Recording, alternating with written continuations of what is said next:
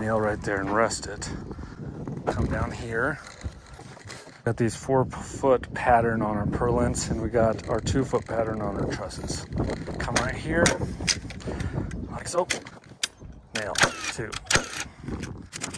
Nail. And then we'll grab an 8 and do a 16, 8, 16.